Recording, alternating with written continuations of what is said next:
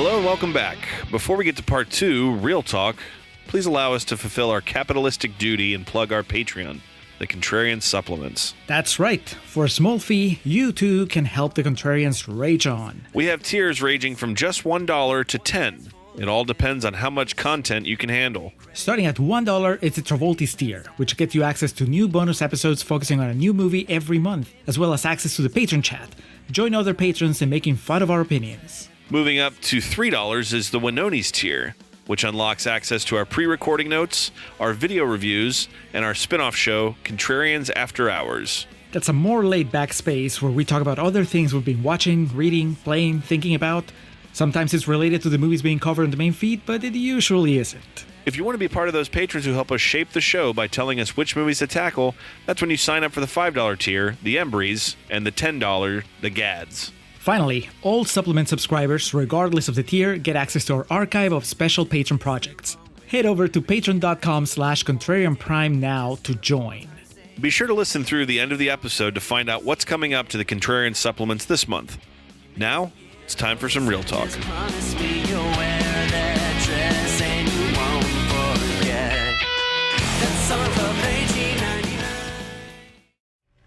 Do you deserve to die? The DA is calling for the death penalty. You just said that you wanted to kill yourself on TV, so tell us. You still want to die? Well, at the time, it certainly seemed a lot easier than living. But that's not me anymore. That's not who I am. That wasn't really you. That's Let me get this straight. That's not what I meant. So your defense is it was the Joker who did it, an insanity defense. Okay, I don't know about a defense. This alternate personality, this killer clown in you killed Murray. Who am I speaking to now? Which one of you is here? The poor, low IQ Arthur Fleck, or the Joker who goaded a bunch of no-good punks? Or do you really care? You don't. No. This is not worse than Hancock. This is not dethrone Hancock, but we're pretty close, and we'll get Peter into Berg it. was like, God damn it. I was thinking about that today. That I think is probably what I would say the worst movie I've ever seen. Because part of the thing of getting older too, I have this whole thing with wrestling where I think where I'm at in my life and understanding scope and the level that it's at makes all the difference. So I think like Triple H versus Shawn Michaels from Bad Blood 2004 is like I'd be comfortable in saying that's the worst match I've ever seen in my life. And people always say that can't be true. Like, you've been to all these indie shows with guys who've had like 2 matches and suck. I'm like, yes, you're missing the point here. And that's that was the main event of a WWE pay-per-view with 2 like guys, fairly competent wrestlers, having this fucking stinker that went 47 minutes long. That is the thing here of like Hancock is the example of, no, it's probably not by definition the worst movie I've ever seen, but you know what I mean? Of like the level and the scope of it. And Will Smith, Jason Bateman. Yes. Charlize Theron, written by Vince Gilligan. The budget, all these things. That's what makes it. Is it a better movie than, I don't fucking know, The Room? Yes, but that's not the point. Squandered opportunity means worse than like actual quality that I've realized that the older I've gotten. And a movie like today, or the Joker blah, blah, blah, blah, that we're talking about today, it doesn't fall into that category. What it falls into, and we'll get into this as we go along, is like turning away from the screen from secondhand embarrassment, like that level of like cringe. And also, there's no way they didn't know how bad this was when they were making it. That was the thing Tim Dillon said about it was, I think he said when he saw it, he was like, oh, this is terrible. Like he watched it. But I don't know. You and I have never made a motion picture like this. And, most of the time you're not shooting in sequence, and then you don't really see what it's going to look like until you really hit the editing bay. You know what I mean? But like some of the stuff they're having these folks do in this, it's just like, what? But I mean, how much of it is, man, there's so many questions, because it's like one of the most prevalent arguments pro Joker 2 is that it's all intentional. That it's basically a movie decided let's go ahead and quote Eddie Straight from this past weekend. He said that he couldn't think of a movie that had more contempt for its audience. I think that was the quote. But I got what he was saying because, oh man, I missed that because I would have gone Hangover 3. I thought you liked Hangover 3. That doesn't mean it doesn't have massive contempt for its audience. Okay. Well, I don't know. Does Hangover 2 or 3 have more contempt for the audience? Either way, we're talking about the same director here. 3 is just a bad movie, but yeah. Well, it's the same director, right? Well, I knew he didn't need to say anything else because I think it just added to the narrative. One of the narratives that I'd been hearing, which was that Todd Phillips set out to make a movie that was going to specifically alienate every person that watched Joker and overpraised it and made that movie a symbol of a rebellion and the people that got like Joker tattoos and Joker quotes of the movie on their back or whatever. He's like, oh, okay, you didn't get it, so now this is how I'm gonna get back to you. Or maybe a few degrees separate from that, maybe it's just a huge troll job, right? Like he's like, what the fuck do I get? I don't even want to make this movie, so I'm gonna make it in the most insane way. It's gonna be a musical, and at the end, he's not even gonna be the Joker. Yep.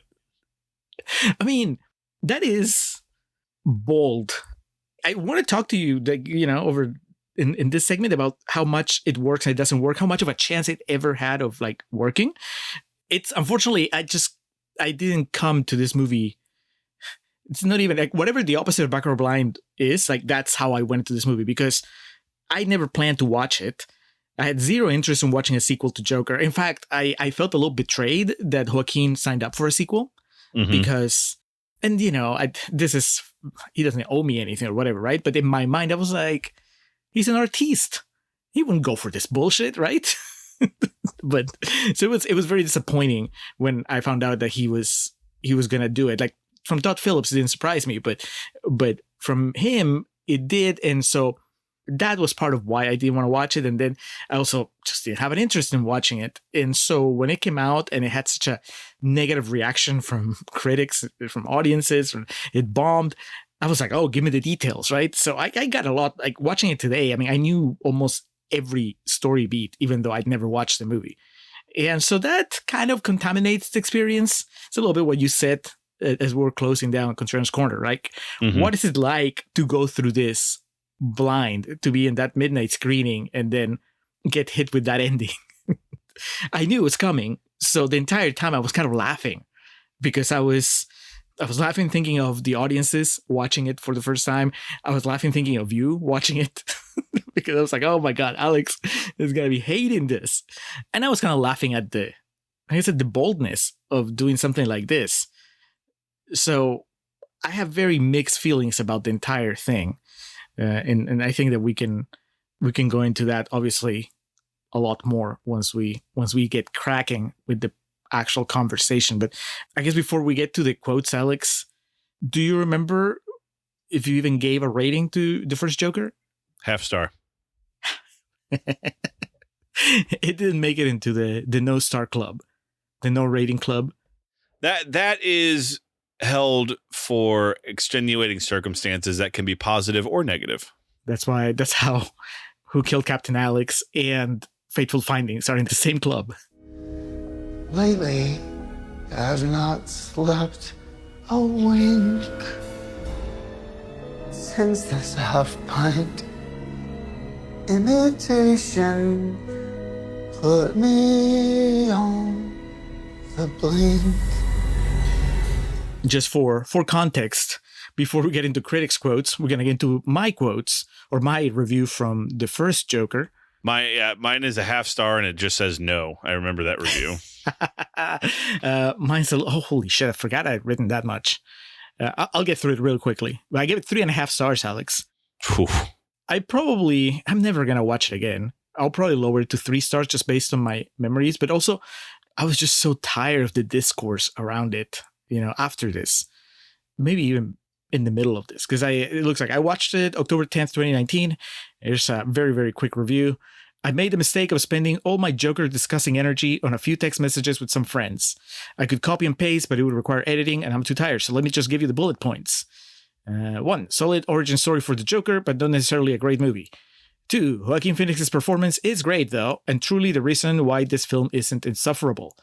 3. Why insufferable? Because so much of its runtime is monotonous, repetitive misery with not a whole lot of story in its bones and constant reminders that this was inspired by better films and filmmakers. 4. I mean, the De Niro stunt casting is ridiculous. Either give him a real character to play or give him a brief cameo. Don't waste his time and hours with a movie-long wink to Taxi Driver and The King of Comedy. 5. It looks awesome. Lots of iconic imagery. 6. The third act, once Phoenix breaks the way we all knew he would, is pretty phenomenal and terrifying and horrifying in all the right ways. Unfortunately, the movie doesn't know when to end, and it blows past several perfect endpoints. 7. I appreciate that Phillips is trying to say something about what happens when we dehumanize the 99%, but I don't think the movie quite gets anywhere too complex or interesting in that aspect. Probably because it's just window dressing, and what the film is really interested in is, well, getting Joaquin into that classic makeup and costume. 8. I do like their reinterpretation of Thomas Wayne as a total 1% prick. There's a far more captivating story, now lost, about a real feature-length confrontation between him and post-transformation Phoenix. And finally, 9. I like Zazie Beetz, but she is miscast, and I can't elaborate without spoiling stuff. The thing I wanted to elaborate is that never in that movie did I buy that she would be interested in Arthur. And yes, at the end, there's a reveal that explains that, yeah, that's because it was on his mind. But that doesn't fix the fact that during the movie, I was just not buying it, right? Yeah. So anyway, that is, man, more positive than I remembered. But some of that stuff I'll stand by.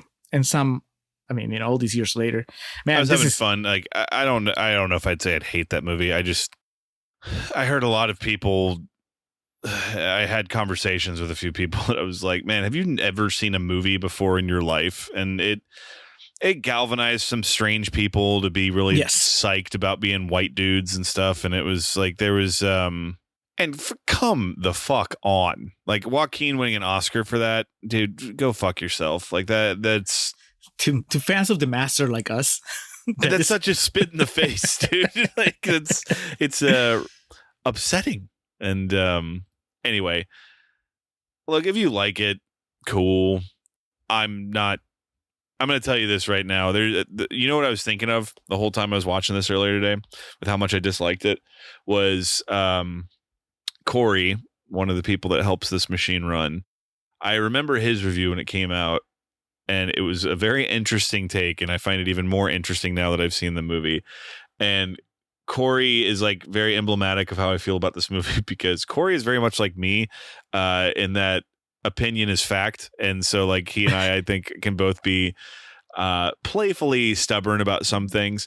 But I was just thinking about like, I'm never going to talk to him about this movie because like neither of us will budge on our position on it. And I think that's both the first and the second Joker. If you like it, this is audio, but I'm doing a thumbs up right now, but I have no interest in like talking about this movie with people in terms of like trying to argue its artistic merit because I think it's trash. And it's not like One Battle After Another is a good recent example. If you and I PTA. Just like, what the fuck? Well, yeah, I mean in the sense of there's people that clearly like that movie a lot more than I do, despite the fact that I like it. And I'd be interested to like discuss that and say, well, this worked for me and this didn't work for me. And movies like this, not going to work. And it's funny I compared it to Natural Born Killers because that's kind of similar. You find the right person, or I guess the wrong person for this example, who fucking loves that movie. It's just going to be, you're going to be walking in circles all day long talking about it. So, which that's what this movie is. I even read that Tarantino was like, hey man, this is kind of like my script for Natural Born Killers, man. Really? Yeah. It's ticklingly so at some points. I'm like, this is the fucking Wayne Gale scene. What are they doing? Yeah. Yeah. We're going to flesh this out because I think that we can have an interesting conversation about it, even if it's just the two of us, not the rest of the world. But the rest of the world had opinions, Alex, and some of them were positive. Critics, people that get paid to watch movies and critique them. I'm going to start with Dan Scully from Scully Vision. Says, it's a bold and audacious concept for a sequel, and your mileage may vary on how well it works, but I'll take what is ultimately a slap in the face to reasonable expectations over yet another samey comic book adaptation. I mean, come on, Alex. That doesn't mean it's a good movie, but I understand what that review is trying to say. This is the double feature with Quantum Cowboys. Look, oh, Jesus. I'll say this. I had a reaction to this, which there's been a lot of... What's the Thor movie everyone loved that we watched for our project and I was overwhelmingly ambivalent about? It's called Ragnarok. I had way more of a reaction to this than I did that movie. I don't know if it's necessarily a positive reaction, but it made me feel something. Taika Waititi now. Like, everybody's getting hit. Peter Berg, PTA, Taika Waititi. Just shadow boxing over here. Well, that's okay, man. You can always rewatch it. Next, Joseph Tomastik from Loud and Clear Reviews says, the ending of Joker Folie A Deux is a total condemnation of the allure the people have towards Joker the icon over the broken human underneath the makeup. I can see how somebody can read it that way. I mean, if you try hard enough.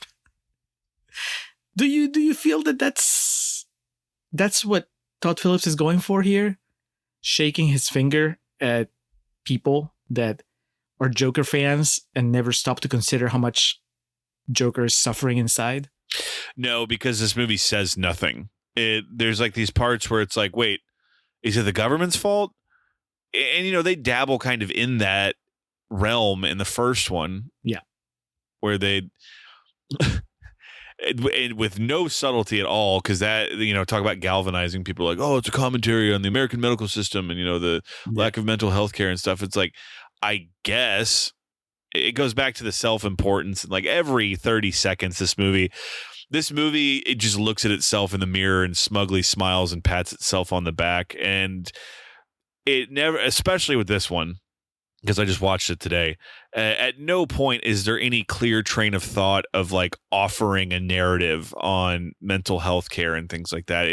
It'll have these like throwaway lines that they feel that satisfies. Like, we put the question out there, man, you know? So God, it's so bad, so directionless. You need to be in an actual hospital with actual doctors. Not this Department of Corrections bullshit. Thugs. I am open to the idea that Todd Phillips was just like taking his dick out and just showing it, and because he didn't want to make this movie in the first place. I said, why? Because Warner Brothers wanted me to. Well, brother, like, go ahead and get into this shit right now. The first Joker cost under $100 million to make and made $1 billion. Todd Phillips somehow fleeced these motherfuckers for $200 million to make this movie, and it barely made that. Isn't that a great story, though?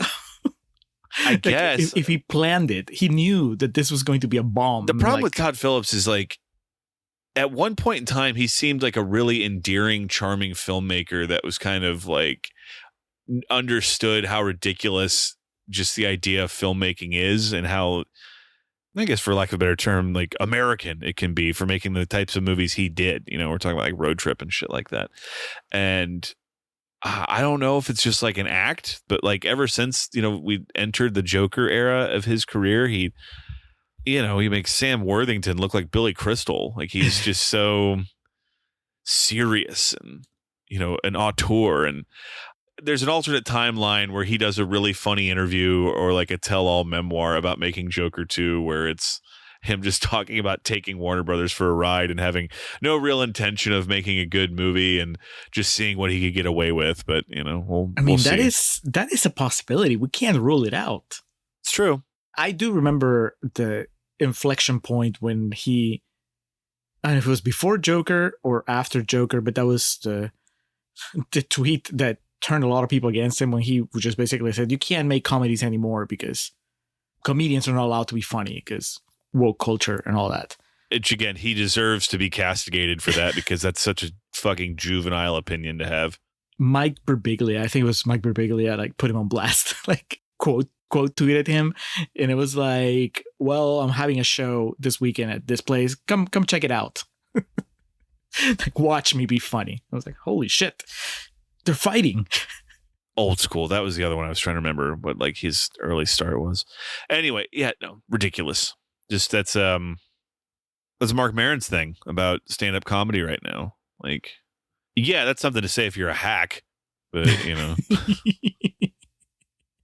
Hacks can't be funny anymore.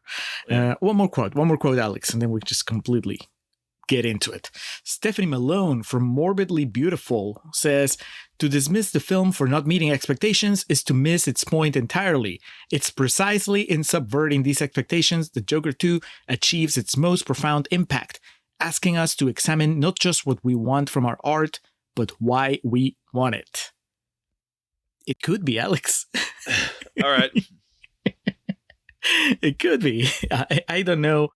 I don't know anything about Todd Phillips as a person. Like, I guess really we hardly ever know anything about a filmmaker, right? Like we watch their movies, we get a sense of who they are, or at least what they stand for, because of what their movies seem to stand for, what they represent, what they're saying about the world. And so you maybe get an idea of what the person making the movie is like. And then on the age of social media, then it's not just that, but of course, just whatever they put out on social media platforms.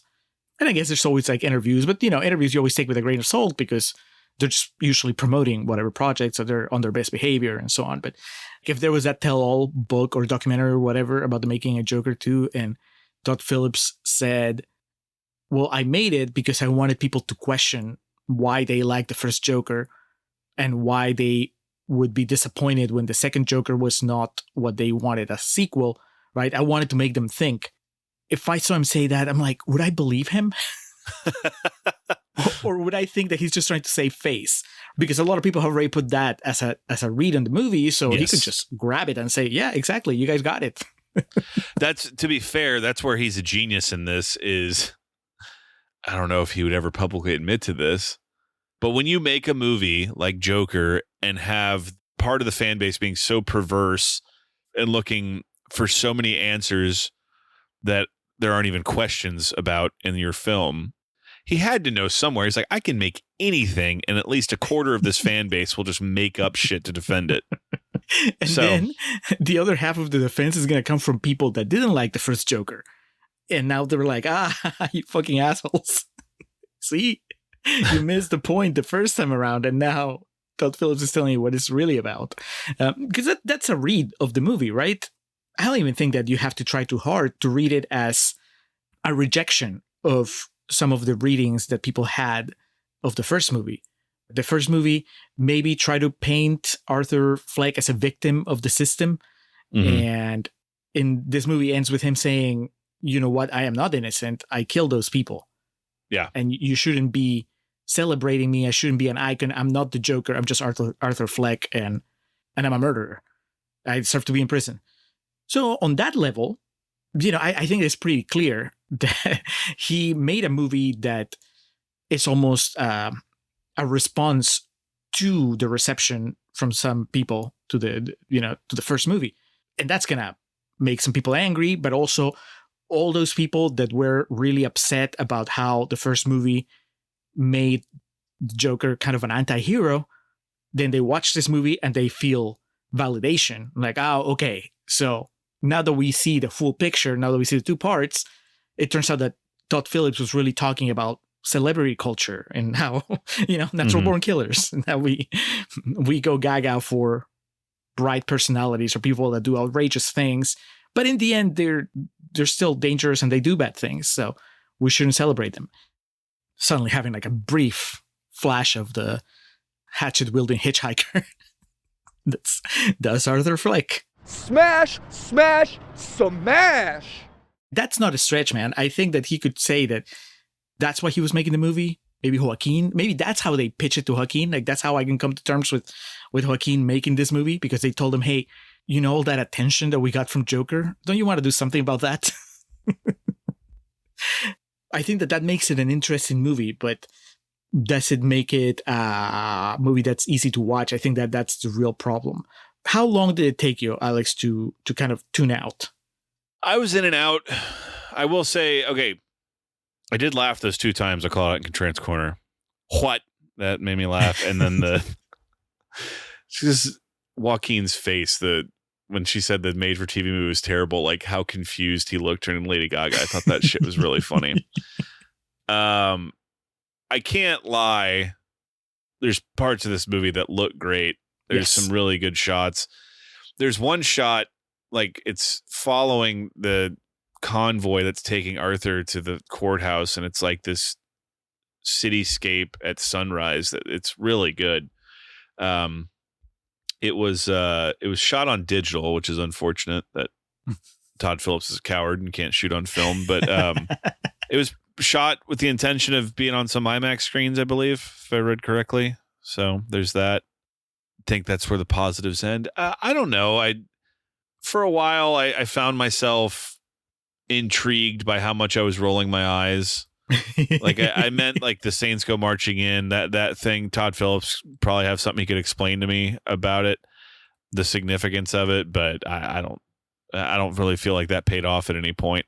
Now the musical numbers really, like by the 3rd or 4th one, I was like, okay, because and we know, longtime listeners know, with some exceptions, I do like some musicals, but by and large, like they're way more for Julio than they are for me. But what I can say is the musicals we've done, even if I dislike them or they're not for me, as I say, like it doesn't just feel like, oh, here's a musical number for the sake of a musical number. It's like, this is the movie we're making and this is the way we want to tell this story. And this, it's just like, hey, isn't this weird? And so I got bored with those pretty quick. But to be honest with you, I don't know if I tuned out at any point. There seemed to be reoccurring things that would catch my attention, like Puddles, his whole thing, and it doesn't mean any of it's good. And it wasn't as much of a struggle as I was expecting it to be for its runtime. It took me 3 sittings. I did an hour, and then I did an hour 10, and then 40 or whatever it was. Man, you took on the first chunk. Was the real chore? The lion's share, yeah. I was actually with it. It's funny. See, I think I was more into it than you were at first. But then there was, at some point, I just checked out. I felt that it ran out of gas pretty dramatically in the second half. Once you get to the courtroom, and yes, the Gary Puddle scene is really good. The courtroom, Julio? Yes. That's how you know Todd Phillips was desperate. Or intentionally, he was like, oh, you know what they say about courtrooms in movies? Here, let's be funny again. It's kind of unfortunate, like I said, that I couldn't come into this movie more clean from, knowing everything. Because I think that allowed me to enjoy the movie a little bit more. And I mean, that's good, right? It's good to enjoy the movie. It's good for the movie. It's good for me. But what that means is that I couldn't tell you if that would have been my experience the first time around. Because the problem is that I don't really care for the music. I like the idea of using musical numbers as a way to express the madness, and especially this mad relationship between these two people. But I know that they're singing classics from another era. They don't resonate with me, so that the songs themselves I don't really care for. The performances and the way they're shot, they were interesting at first, but then it just kind of felt repetitive. And I know I praised Joaquin's performances in Contreras Corner, and that's true up to a point, but eventually I just got tired of it. I'm like, I'm not getting anything out of this, I think that they try to give him some meaning, right? Whenever he gets really, he's excited about her, so he sings a song. He's heartbroken because he found out the truth about her. He sings a song. So there is like a little bit of correlation. They're not random, but at the same time, I don't think that the musical numbers do anything other than being musical numbers. And that might be part of the problem. So I don't think it's a very good musical, which means that it would probably be better if it wasn't a musical. That's the whole point. I don't know what it gains by being a musical other than just being like, isn't it weird this is a musical? Yes, but if it was a better musical, then that would be the point, right? It's good. Either because you write some original songs and then that is fucking weird, but it's also memorable. what does the Joker sing about? Oh, well, it turns out that right now he just sings like jukebox songs that somehow they got the rights to, I guess. But the whole musical side of it, I mean, it was kind of intriguing at first just because I like the aesthetic of it. And then, I mean, I guess I don't know how you feel about this. Like, did you enjoy at least the idea of an Arkham prison movie? Because that's what this movie is for at least 30 minutes, 40 minutes. And I think that setting, I was like, okay, so this is what happens, to the Joker when he's in prison. Like, I found that a little bit interesting. And then we kind of lose that because we start spending a lot more time outside with all the courtroom drama. Did you like the prison atmosphere? You know what? I mean, Brendan Gleeson was a novelty. I was like, okay. I mean, you know what I'm going to say to this, and this is not something that this does not apply to 80% of the people that would go see. Hey, that's we're talking like 90. The idea of that interests me, but I've played through Arkham Asylum and Arkham City, so I feel like that has been satiated. Like anything I could want to kind of dive into that story, I have done so. In a way that was more entertaining to me, and obviously more engrossing. But I guess like that's interesting. There's no way you can make a whole movie off that and expect mainstream audiences to care, though. That's why I feel it is so like it's so broad strokes. Oh, the guards beat him up. Oh, the inmates are kind of banding together. Fucking get Tommy Lee Jones as a warden, and maybe we'll be talking. Brendan Gleeson trying to do the Tommy Lee Jones character. Oh, baby. I can't do a Brendan Gleeson, but just, I don't give a fuck what your name is. Or he just falls to his knees. He's not doing Tommy Lee Jones. He's doing Skegnetti. And he goes, Arthur, I'm coming to get you. Yeah. Yeah, it's called Skegnetti on Skegnetti. It's probably in your local bookstore, Yeah, I love buy it. it. I will. Well, you said accurately that there's no way that mainstream audiences would go for it. And obviously they didn't. But also, again, does this feel like a movie that was made with that in mind? I don't think it's crazy that Todd Phillips did it. The more we talk about it, the more I'm like, there's no other way of reading it. This was him saying, fuck the mainstream. What's wild is that nobody at the studio said, well, hang on. Right?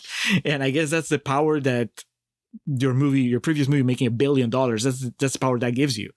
Nobody questions it, right? Like blind, up to a point, I guess, blind faith. They're like, well, he knew what he was doing when he did Joker, so we're going to assume that he knows what he's doing when he's making Joker 2.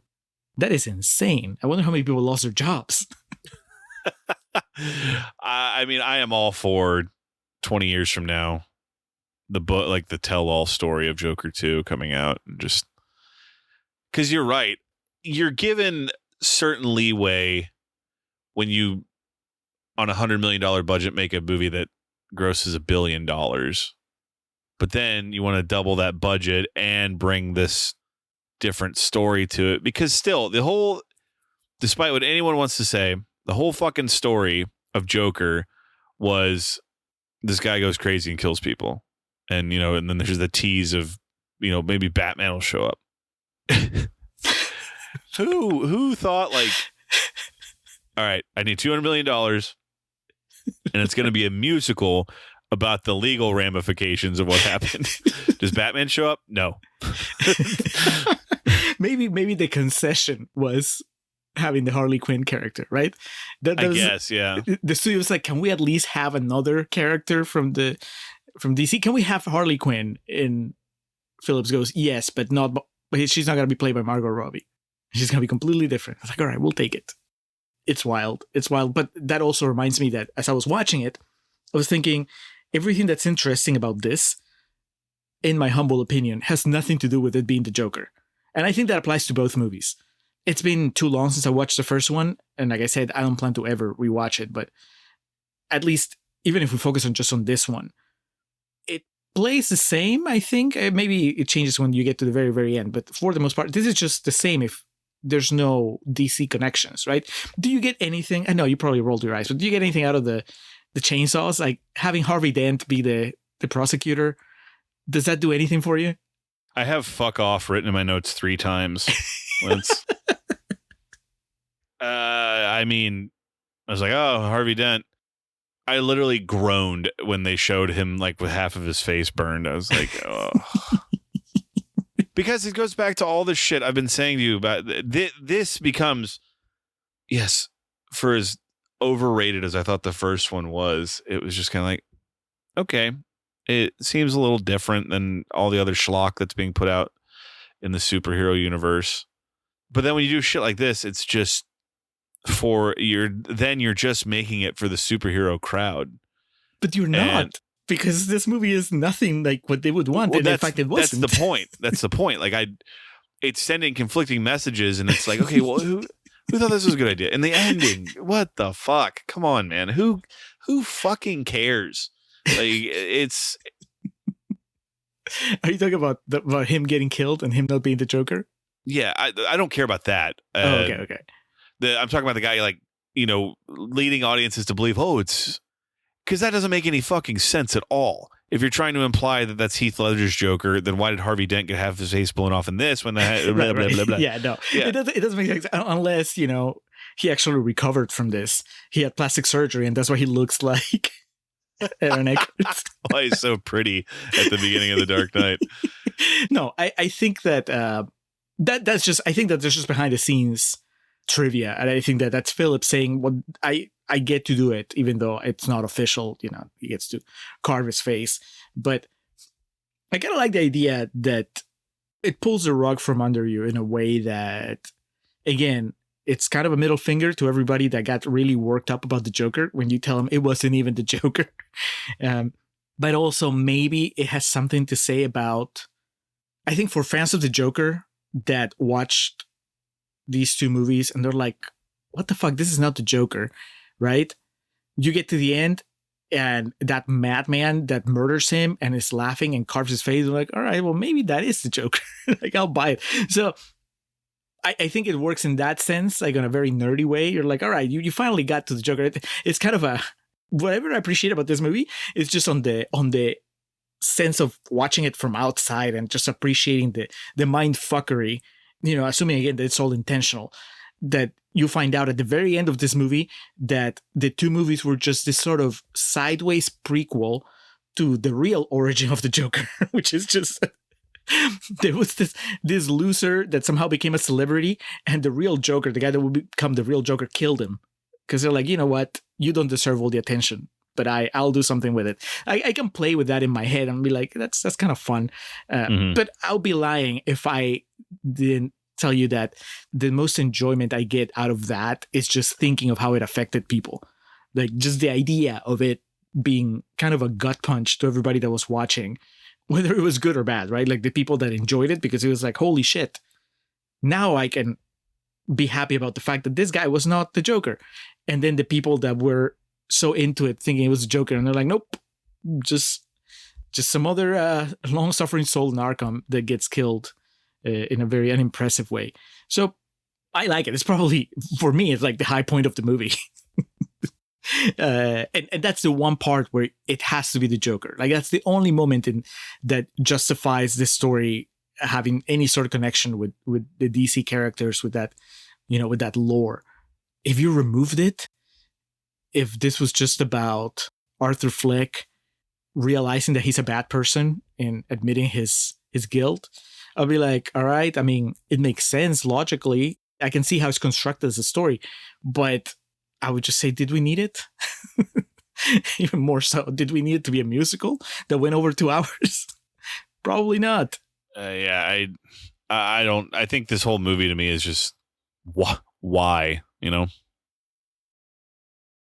If they told you this story under 2 hours and it's not the Joker, there's no DC reference. It's just a story of this man that kills someone and gets a lot of attention, and it gets to his head, but then the climax is that he realizes that it's not, the attention is negative. I was about to say, you mean Mickey Knox, but then in the end, he doesn't realize that. He just carries on doing what he's doing. Yes. Natural born killers, but with a little more condemnation towards the killers. What happened? Well, you weren't even looking at me anymore. You were making it all about yourself. And the song is about loving me. I am open to saying it is brilliant if years from now we learn that this was just Todd Phillips like getting paid and fucking with people. But again, like Joaquin Phoenix is one of my favorite actors, and I've like felt bad for him doing this movie. He made a shit ton of money. He won his Oscar. Yes, I know all that shit. But I'm watching this and I'm watching the effort he's given for some of the stuff he has to say and some of like the situations he's in. I'm like, dude, what the fuck are we even doing anymore? So do you not think it's a good performance? No. That's mean because like Joaquin could be in a fucking Sonic commercial and it would be fantastic, but it feels like he's just like a wind-up toy, like the most realistic, real, relatable wind-up toy we've ever had. But you just like, all right, here you go, say this now, and then do your laugh. I guess that's why I'm not going to be like, I hate this movie. And I know I said that in the first half about the first Joker. I wouldn't say I hate it. It's just it's not particularly good, and there's unfortunately going to be a generation of souls that treat it like it's historical text. I would say what's more interesting about this than the first one is how little there is to it, and how it seems as though like, you know, you bought yourself an orange, right, that you're going to make yourself orange juice with, and you just squeeze it and nothing comes out, and then you just keep like looking at it like, oh yeah, look at all this orange juice. Like this movie just thinks there's so much more to it than it actually is, and I guess that makes it interesting. I'm trying to find some positivity in this whole situation. I think that Todd Phillips might tell you that that's the point, that there are so many people obsessed with the orange and squeezing the orange, and he's the guy that's trying to make you realize that there's actually no juice coming out. I'm going to assume, because again, it's too obvious not to be true, that the Arthur Fleck character is so bland and interesting. That's not the performance. It's just the way the story is, you know, it's constructed. He's a face in the crowd. The complete opposite of Andy Griffith there, right? Andy Griffith was a force of nature. Yeah.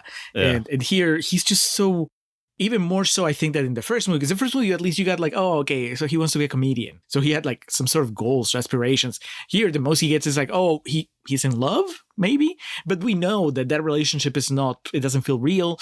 So he's just, you said wind-up toy, and I guess he is. He's a punching bag for me. Like, that's what, when I look at I wasn't Joker saying Arthur. 2, I was saying Joaquin in terms of like the lions and stuff. Yeah, that makes sense. Yeah, Joaquin is a wind-up toy playing a punching bag here. And that is not too interesting. But again, if you want to give him the credit, the benefit of the doubt, it's like Todd Phillips saying that's the point, right? I am making a movie about how we get, like, society gets obsessed with these people that are not worth it. And so there's nothing remarkable about Arthur, even less so here than in the first movie. I was surprised at how mean Gaga's character is. Just how like bad intentioned she is. That confused me. Is like, okay, wait, are we trying to make Arthur sympathetic? Because he just admitted that of his own volition he killed 6 people, but then he's sad because his heart's broken. Like, okay, what are we, Todd? What am I supposed to be feeling right now, man? Because it's annoyance. He's a human being. I'm a human being. Yeah. I mean, it could be, you know, like murderers have feelings too, and Lady Gaga is just another mentally imbalanced person that is just was out for herself, tried to manipulate him. Like all women, they're with you until you admit that you actually killed those people. Yeah. Okay, so explain that to me. What is her goal? Is she trying to lead a movement of violence and he blows it? I think he's trying to use his popularity to, I guess, start a revolution. Something that the first movie was kind of setting up, and this movie doesn't really pick up on. It's just the social discrepancy. I was going to bring it up earlier. That one of the things I remember the most, I remember liking in the first movie, was when we finally meet Thomas Wayne, like Bruce Wayne's dad, and he's an asshole. He's just like the stereotypical rich asshole. I'm like, maybe we can do something about this, right? That Thomas Wayne, we always see him in the rearview mirror with Bruce's memories and how he was rich, but he was a benefactor of the city and so on. And I'm like, okay, so is this movie going to tell me that no, actually he was an asshole, he was part of the high society here, and he didn't care for the poor people, and that's what causes somebody like the Joker to become a criminal, right? That the lack of empathy and so on. I'm like, all right, there's something that's dropped here, but I guess you can see a through line in the sense that the first Joker movie shows you the masses, like the poor, getting ready for a revolt, and when Arthur kills Robert De Niro on TV, that sets him off. It starts a movement, right? And so I guess it's never really specifically stated, but Lady Gaga keeps talking about climbing a mountain, building a mountain, whatever thing she says with the mountain. So I just assumed that she just wanted to lead a revolution, but she needs the popularity of the Joker to do that, and that's why she's trying to get him out. But I don't know. It would be more interesting if they devoted more time to it and actually fleshed it out. As it is, it's just like, well, it's kind of an excuse just to get him to be heartbroken. Yeah, and it really does just feel she's like, you're not cool anymore. I like the Joker. Yeah, it was one step away from her getting on like the back of another dude's motorcycle or something. It was Two Faces. She gets on that dense motorcycle. You had your chance, Fleck. Yeah. Yeah, it's very bad. Well, I thought that she was good. Yeah, she is. Like that as an actress in this movie, I don't know about that. Like dude, I literally like was doing that thing where you're shielding your eyes from the screen during their like meet cute scene where they're talking like crazy to each other. You didn't like their first kiss? They're like in the theaters going up in flames and No. Because then like it quickly, which we learn why, I guess, because Lady Gaga is actually smarter than she portrays, but like they're one step away from their first scene of just being like bleep, bloop, blap, bleep, bleep, like talking to each other like that. And I don't know what it's supposed to be. And Lady Gaga asks Arthur to make a sound that nobody has ever done before. You read my mind, Julio. I mean, respect to Arthur though. I hope she didn't, later text him being like, giving him shit about 3-pump Arthur. And, pretty gal like Gaga is letting you hit after God knows how long. And, but yeah, again, the stuff that's so easy to joke around and stuff. But the fact that she had to put his Joker makeup on before she would kiss him or like have sex, it was just like, dude. Art. What art? Yeah, exactly. Talk about a movie that believes it is self-important. Just every second of this movie dripped with contempt and not insincerity, but it's just, you want to talk about a film that's self-masturbatory, man. This has got to be up there with, I don't know, This Is 40. That's one that would come to mind. There's always a Joker. That's the rule. Fate deals a hand and I see. The Joker is me. All right. Well, Alex, I think that it's time. We need to find out if Joker 2 is going to beat that half-a-star score from the first Joker in your book. It will not. Holy shit. Is it half a star or is it lower? Is it like a quarter of a star? Oh, it's a half star. It's the I won't go lower than what it does not deserve the distinction of the no rating. That's a very special crowd. Yeah, I dislike this movie heavily. I'd give it an F. It's I'm going to be honest with you. I thought this discussion was just going to be way more bashing, but we actually got some pretty interesting talking points out of it. But I'm not going to let that like cloud my judgment or, try to make my judgment a bit, put me in a jovial mood to be a bit lighter on it. I think this movie and its predecessor are bad. And the acting, this movie looks good, much like the first one does. And there's moments of genuine acting in it, but I just feel they're both, this one way more so because we're talking about it very misguided with no like clear sense of direction or message that it's wanting to tell. And again, we could learn a bunch of behind the scenes and making of stuff that makes us go, oh yeah, that makes sense why it turned out that way. But for the 2 hours and 20 minutes that we watched today, it's a boat just going on around in circles over and over again. One person on a paddle boat just taking it in circles, man. I'll be a little more generous. I'm going to land on 2 stars. 2 stars because, one, I think the cinematography is really good, especially in the first half, before I got bored, and also just overall, I think that for all its failings, I think that it captures the mood that it's going for, which is just really depressing and grimy. And I don't know that we needed 2 hours and 18 minutes of that, but it clearly is what they wanted, and they succeeded. I think Lady Gaga is good.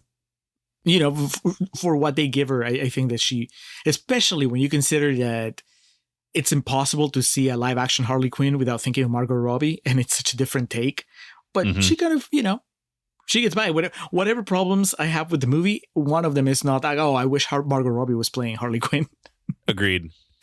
And really, like, the main thing is, until proven otherwise, I have to see this movie as a trolling job. And that makes it very entertaining from the outside. I couldn't tell you how this feels if you were, because I didn't really care that much for the first Joker. Like, I was absolutely not invested. So it's not like this movie hits me one way or the other when it comes to that. I'm watching from the sidelines, kind of like pointing and laughing. I was like, you guys made such a big deal about it. And then this threw a monkey wrench. All the theories, everything that you were saying about the first Joker, this one threw you all for a loop. And I find that very entertaining. And I'm going to assume that it was intentional on Todd Phillips' part. Makes me feel better about Joaquin coming back for a sequel, because I'll be like, okay, he probably saw it and was like, let's do it. Let's bring it all down. I don't want it. 2 stars. I wouldn't recommend it to anybody, though. I wouldn't watch it again. I'm not going to lie, Alex, though. If they announced Joker 3, somehow still directed by Todd Phillips, and now starring the dude that killed Joaquin Phoenix at the end of this movie, I would be a little interested just to see, like, what's going to happen next. Like, it would be his Hangover 3 in the Joker universe. Like, all bets are off. Could be an action movie. Have fun. Anyway, not a glowing recommendation from anybody. Not even the person that made us watch this movie, Eddie Strait. So I know that Corey likes it. I don't know if I know anybody else that does. If you like Joker 2, can't promise that we're going to have like any long conversation about it, but I'll be curious, Just send us your thoughts so we can maybe read them out loud and just shake our heads. But as we leave Joker behind, Alex, do you know what's coming up next on the main feed? No, Julio, what's up next? Well, we go from one modern classic, a classic of the 20,000s, a new millennium classic. We're going to go now to a classic from the 80s. Would you say a classic from the 80s is also a modern classic, or by now we're so far removed that it's just a classic? Because when I think classic, I think black and white. I think Casablanca, Yeah, same. But I think a lot of people would say 25 years is modern. I'm fine with saying modern. 45 isn't. 45 is just, you're old. Well, Blade Runner is old, and that's the movie that we're tackling next. Harrison Ford, I'm going to say coasting on that Star Wars popularity, but he's doing something in Blade Runner. We're going to be discussing it. And not by ourselves, Alex. We're going to have friends of the show, fellow podcasters, Ryan and Rachel from the Yum Yum Pod, coming back to talk about another sci-fi movie, because that's their thing. That's coming up next on the main show. Of course, Blade Runner, super fresh. So expect us to be extra nitpicky on it during Contrarian's Corner. On the Patreon feed, this month's bonus episode is the Western Open Range, requested by patron Chaz Fisher. Alex, I don't think we've done a Western since Unforgiven, so we're due, I guess, for another one. I think Open Range is Costner. Is that right? Yeah, I feel like I looked that up and that was right. Kevin Costner, Robert Duvall, Annette Bening. All right. I like that cast. I like our chances. Kevin Costner's generally good with Westerns, unless they're 4-part epics that are released in this decade, then maybe not so much. As far as quick video reviews, Filmbusters Poll is giving you The Coffee Table, and it's giving me K-Pop Demon Hunters. I know you probably do too. Anybody that's online knows about K-Pop Demon Hunters. I don't know anything about The Coffee Table, though. I guess I don't either. I'll All find right. out, though. We'll find out, all of us together. And then we have Contrarians After Hours.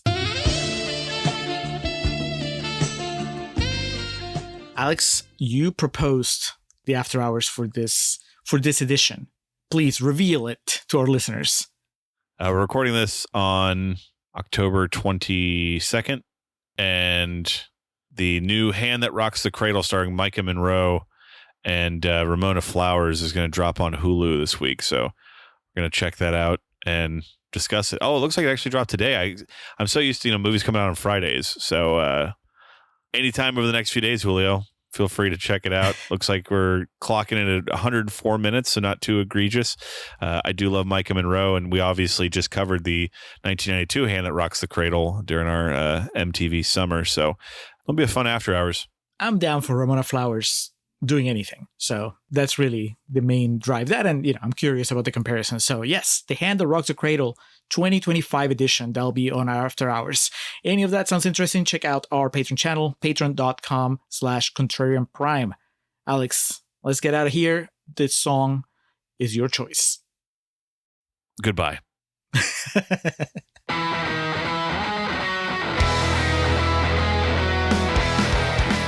Welcome to our end credits. Or as we usually call them, our perennial plugs. We start off by giving thanks to the Festive Years who provide our opening and closing tracks. They kick us off with Last Stand and take us home with Summer of 99.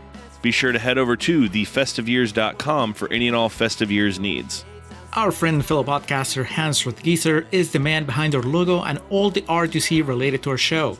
Reach out to him and let him know how much you like that little tomato. His email address is mildemonios@hotmail.com and his website is mildemonios.pe. That's MILDEMONIOS.